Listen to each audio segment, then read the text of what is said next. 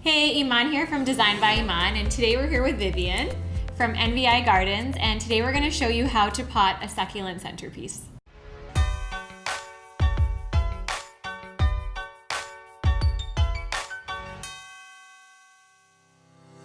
Today we're going to create one stunning centerpiece and 4 small terrariums. We're going to teach you how to pot succulents and maintain them.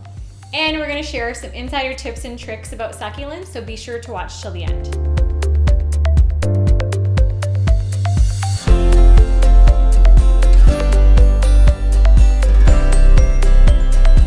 So there's 2 major types. The hard succulents, which I did not bring today, Okay.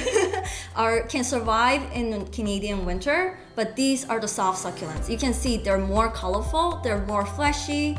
Yeah. Which one's your favorite? You know what? I love all of the purple ones. I like these tall ones. These are very important to add into any space as well to create height and depth into any kind of decor. We have 3 different sizes today, 1.5, 2.5, and 3.5. Is that the diameter that you're talking about? Yeah, the diameter in inches. The succulents look so great. I've never seen them look so lush. How do you keep them looking so amazing? So I grow all my succulents outdoor, and the UV from the sunlight gives it a lot of color. Okay. Most customer wants to bring them indoor, and I would recommend more green succulents or containing their colors by limiting their growth. And I'm gonna show you a tip afterwards when I'm planting.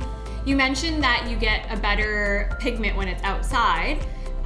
Would you recommend like having them outside for some of the time, or would you just keep them indoors? For sure, I think if you go on vacation for a month or 2, you just put them outside. Make sure the pot has good drainage and it's still gonna be alive, minimum care when you come back. You will often see your kind of common planter at your local nursery or plant store, but I really recommend going with something more unique. So if you're on a budget, there's a few places that I'd recommend. H&M Home have a really nice collection. Urban Outfitters as well, they have some really unique pieces. And then the last 2 places I'd recommend if you're on a budget is actually the dollar store or a Dollarama. Sometimes they have some really cool pieces, as well as IKEA. If you're looking for a mid-range option, definitely check out Anthropologie. They have a little bit more bohemian and a little bit more ornate or handmade. Another great stop is Etsy, which are all handmade pieces, and you can often find local pieces, which is great to support your local artists. And the last stop is CB2, which will also have some colorful pieces. If you have a higher end budget, I would definitely check out Restoration Hardware as well as Jonathan Adler. If you can go custom, that's the best part. So I would check out like local artists like pottery or bone inlay, and you can actually design a custom piece based on the size of your table or based on the size of your island. So typically a terrarium costs between $50 to $60, but if you want to pick your own succulents, they are between $6 to $12 each. So the terrarium would mean the entire pot itself. Exactly. With it planted, or $6 to $12 per piece. Per pot of succulents, it would be listed individually. Okay, so are we ready to get started? Definitely. Awesome, let's do this.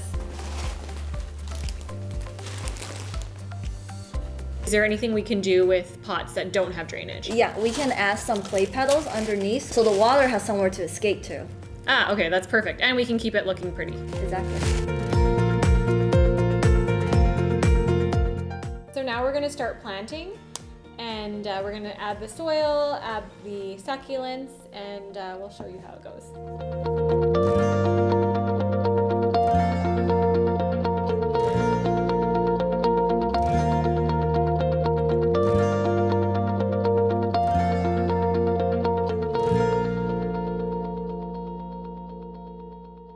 So now we completed a big planter. We're gonna move on to our small ones. Yeah, this looks amazing, by the way. So I can't wait to do these. So these guys are great for on top of stacked books, on a nightstand, or on a coffee table. So we've got one geometric, one with a gold detail, and then we've got 2 round glass ones, and then we've got kind of a bowl shaped that has a really nice texture on the side.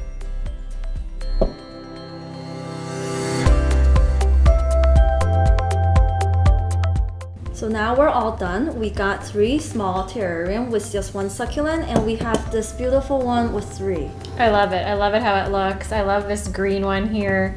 They look beautiful with the white stones and then the gold stones. I find that the color really pops. Really accents it. For sure. So now what we're gonna do is we're gonna clean up and we're gonna position them around the house so we can see how they look in the space. We're all done. It looks amazing. Thank you. I'm so happy. I just can't believe that we were living with the dead ones for so long. And I was just so used to them. And now that I see them like fresh and alive, it just adds so much like texture and dimension to the space. And even in the other rooms, I find like on the nightstand, like just having that succulent kind of makes the nightstand pop a little bit. And then the one on the coffee table, I find it just adds like something interesting to look at. Oh, for sure. And even just the other one on the island, I feel like it adds a little bit of just like a hint of green. And that's what you always want to see in your home. For sure. Tell us, how will I not kill these plants? So the maintenance is very easy. It's very important to neglect them. There's not a lot of soil in here. We want to water once every week because there's not a lot of room to hold soil. And you can actually see since it's glass, and you want to make sure half the soil is wet. So maybe just like a shot glass every once a week or so. Okay, I can But do for that. something like this, it has so much soil, so much room. You will want to pour a whole glass of water in. What if we see that the diseased plant, like what we had? Yes, so it's kind of common because they pop up when they're indoor with still air. You want to kind of take a rubbing alcohol and just rub the disease, the mealybugs off. Okay, that's easy enough.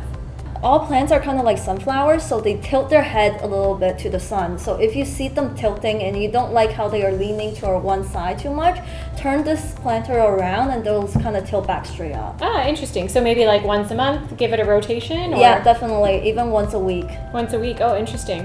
How long do you think something like this would last? Within this bulk container, it should be happening there for a year, even 3 years. Okay. But you need to trim back. For example, something like this is a flower stalk. Once it's done flowering, you need to trim it off. Just like humans, we have dead cells, right? So they will have dead leaves at the very bottom, and that's okay. It scares people sometimes, but it's very normal as long as they have new leaves coming out. So you would just pluck the dead leaf off? Exactly. I just kind of rotate it a little bit and then just take it out very easily. And you would do this maybe once a month as well. So whenever you're watering, just do your maintenance as well.